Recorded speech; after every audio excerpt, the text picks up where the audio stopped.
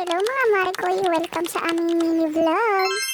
Ganitong boses na muna ang gagamitin ng babae na ito dahil nga napakaingay sa paligid, nakakainis.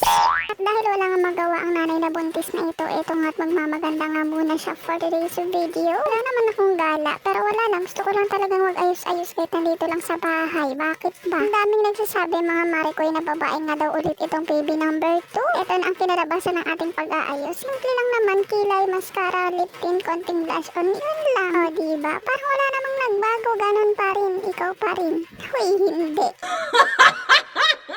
Yan lang ang kinaya dahil yun lang din talaga ang kaya ko dahil wala naman ako mga makeup dyan. Kaya yan lang talaga. O diba, maganda naman siya kahit pa paano. Ayos lang ako para lumabas lang saglit kasi naman nakakainis na puro na lang higa ang buntis na ito. Walang ibang ginawa. Pati na nga lang uminit na. Kaya naman ayan, nakalabas na nga ang batang makulit. Kaya ayan, for the laro-laro na naman nga ang batang makulit at magpapagod na naman siya.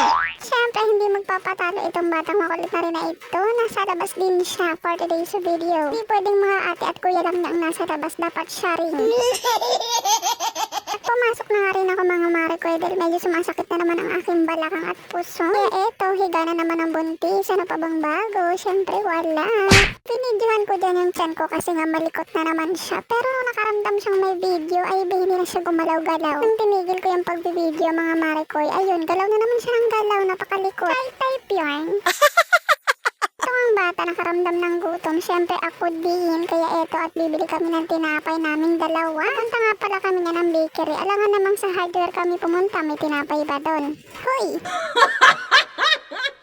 May malapit na bakery nga dito, kaya dito na lang kami bibili para hindi na kami lumayo pa. Ito ang bata kung saan nga yung masikip doon siya talaga dadaan o diba napakakulit. Nakabili na nga pala kami ng mga oras na yan, kaya naman pauwi na rin kami. Ito nga lang pala yung napili namin mga Marikoy dahil ito lang inatripa naming dalawang mag-ina. Ito lang din yung natipuhan ng aking mga mata. OA? Wow! Meron nga pala ako ditong baby alive mga Marikoy, baka gusto nyo rin. Di gumawa kayo ng inyo, tamang-tama maulan ang panahon. Hoy, hindi ka gaganon. Ito nga pala si Baby Heaven. At ayan, karga-karga siya ng kanyang titang mapang-asar. Ito kami sa labas dahil ako ay manonood ng liga dahil yung kanyang dada ay may palaro. O diba, may paliga si Kuya mo Norman.